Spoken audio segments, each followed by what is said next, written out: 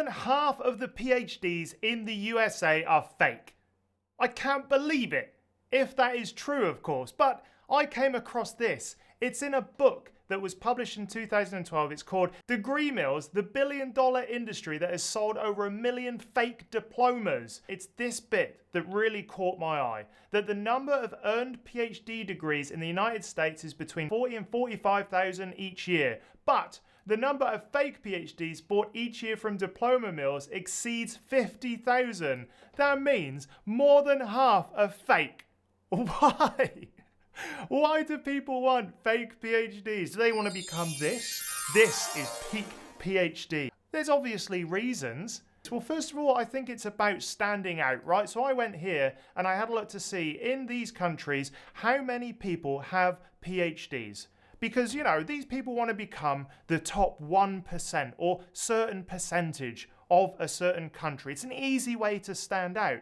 So here we are in Australia, where I'm based at the moment. You can see that the average share of doctorate holders in the population is 1.3, and I think that's percent. So 1.3% of people have a PhD. In the States, 1.8% have a PhD. And apparently, half of those are fake. And that's about average for everyone, 1.3. So it's somewhere between 1 and 2% of people have a PhD. And they're obviously just getting them from fake places. But what really is a diploma mill? Why do they exist? Well, a diploma mill actually has a legal definition, something I didn't know before. And a diploma mill is somewhere that offers, for a fee, degrees, diplomas, or certificates that may be used to represent to the general public that the individual possessing such a degree, diploma, or certificate has completed a program of post-secondary education or training.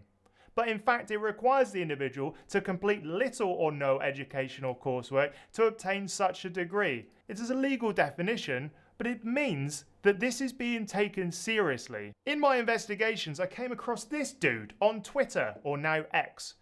Fake PhD investigator. He's been around since 2020, but essentially he looks for different PhDs fraud from very high profile kind of people. So for example here, Conman and Chameleon, a fake PhD holder attempts to infiltrate German politics. Academia holds PhD dissertations in high regard, and there are careful, well-funded and overlapping efforts to catalogue and preserve these dissertations. That makes PhD degrees inherently one of the most verifiable items about a person, but people are still faking them. There are more things, doxing the billionaires, chief technology officer with a fake PhD. This goes deep. And I was like thinking to myself, why do people fake PhDs? This is much bigger of an issue than I ever thought about. Sure, there's going to be some charlatans in there that, you know, just lie. But if the statistic of over half is to be believed, clearly there's something deeper going on. The first reason I think people are doing it is because it's easy. It's easy to join the 1%. Not many people are going to make it into the 1% with finances, money, prestige, all of that stuff. But if you can make it into a certain 1% just by paying money, that's great, isn't it? So I found this. You go on here, buy fake PhDs, and you get all of these different results. Buy a fake PhD, fake doctorate degrees, novelty. Yeah, novelty. And then here, you click on them, you can choose your PhD, you can choose your fake doctorate, and here, discover our PhD diploma and transcript combo. The interesting thing to me is that you can put in any name of college or university, you've got the location, you've got student name, and all of the details, and then down here, the one thing I love about it is like, when do you want it? Just ship it. I'm in a hurry. i.e., I've lied to my employer and I need it as soon as possible. They're asking for my PhD certificate and I don't have it. Help. So clearly they know people could be panic buying these and they've put it as an option. That to me is very funny. There's no doubt that having a PhD opens up doors for people. I know that there are certain circumstances where people just like need to put you in a box. When you first meet someone in a professional situation, they need to know where you are in the hierarchy. And if you introduce yourself and go, "Hi, I'm Dr. Stapleton," sometimes I have felt like it just makes things so much easier, like to progress. They go, "Great, you're in like this box in my mind." And having a PhD is a little bit of a shortcut to kind of like busting through those barriers with some people. people, especially if you're in a really technical environment. If people know you've got a PhD, then all of a sudden you're kind of like elevated in their mind. Check out this person on Reddit. They're saying like, what would happen if someone claimed to have a PhD and markets themselves as having such, but doesn't? Could they get in trouble for this? What could happen? Absolutely, you can get in trouble for that. There are loads of instances across the kind of the years of people finding out people don't have degrees, they lose their jobs, they lose their credibility, and it's really, really damaging to anything they do afterwards. But why do people do it? And I think part of it is like that stolen valor thing. You know those soldiers that pretend to have fought in wars and wear all their uniform? This is kind of like that, but for a PhD. Because if you just say, I've got a PhD, you kind of get respect from certain types of people in certain types of situations. And to be honest with you, sometimes that feels good. I did like it early on in my sort of like graduation just after, where I was just like, I'm Dr. Stapleton, and I would use it all the time. In fact, once my mum called me and said, Andrew, and I was like, Dr. Stapleton, thank you, because I'm that sort of a person. But ultimately, you can get a little bit of a satisfaction from being a PhD holder in certain environments. So if it's so easily verifiable, why don't people check?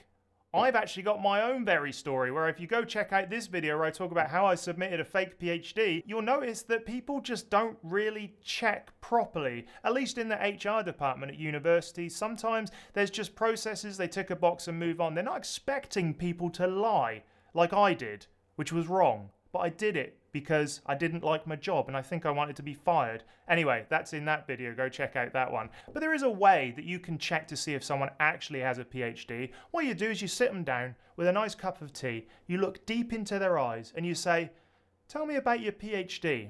And if you don't see a swelling of sadness just behind the eyes and this kind of like trembling bottom lip, or this kind of like 5-mile stare where they're just replaying the meetings with their supervisors and the rejections from the reviewers, they don't have a PhD. That's an easy check, isn't it? It's so easy to verify, in fact, that all you need to do, and in a lot of cases, is reach out to a university and say, hey, I want to check in your archives for a certain PhD thesis. You can then often just get copies of that thesis and check it. The second thing you can do is just actually ask who their supervisors were and reach out and ask them, is this person a PhD graduate? I think having the actual thesis, which is very hard to, well, it's getting easier, I guess, with ChatGPT and stuff like that, but it was very hard to produce a thesis, but people are still lying about it because clearly it's easy enough to lie about it.